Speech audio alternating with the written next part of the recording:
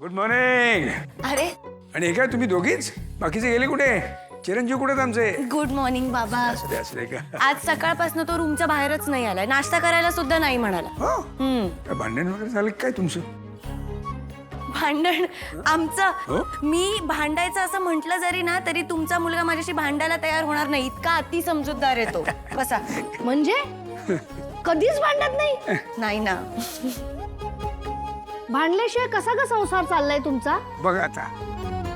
भाऊजी, मला तर यांना 2-4 टोमणे मारल्याशिवाय ना झोपच येत नाही. होय ना? आधी समोर असताना आणि आता फोनवर.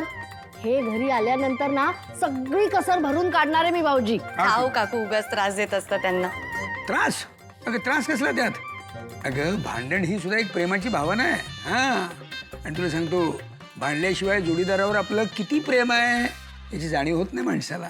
खरंय, अगदी खरंय. मग? भांडल्यानंतरच गोड बोलण्यात मजा आहे. हा. ए, माझं झालंय, मी केदारला बोलवून येते. अगं खर. आहो, झालंय माझं भाऊजी. मी पण तुमच्यासाठी चहा आणते मग. इकडे नक्की तुमच्या दोघांचं काही भांडण वगैरे झालेलं नाही? नाही हो, असं काही नाहीये. तुम्हाला कसं वाटलं? काही नाही, हे सहजच. सहज. हो.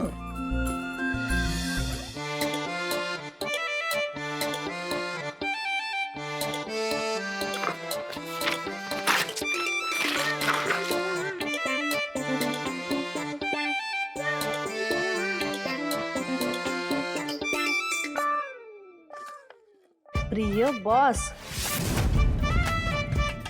सनविवी,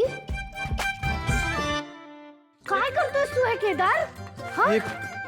तुझं काय चाललंय? किती कचरा केलायस? आणि तू पत्र कोणासाठी लिहितोयस?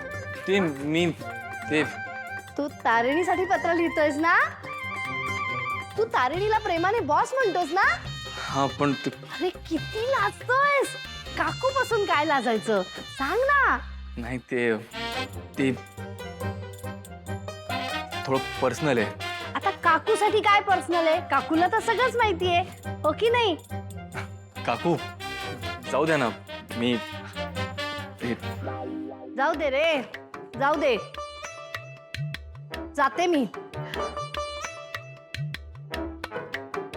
नुसतं काकू काकू म्हणायचं, लाडकी लाडकी म्हणायचं, पण काकू बरोबर शेअर नाही काही करायचं.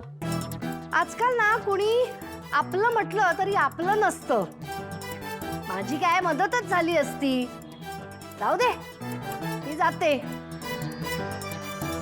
जाऊ मी.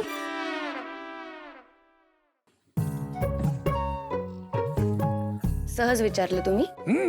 खरंच? अगं खरंच सहजच विचारलं मी.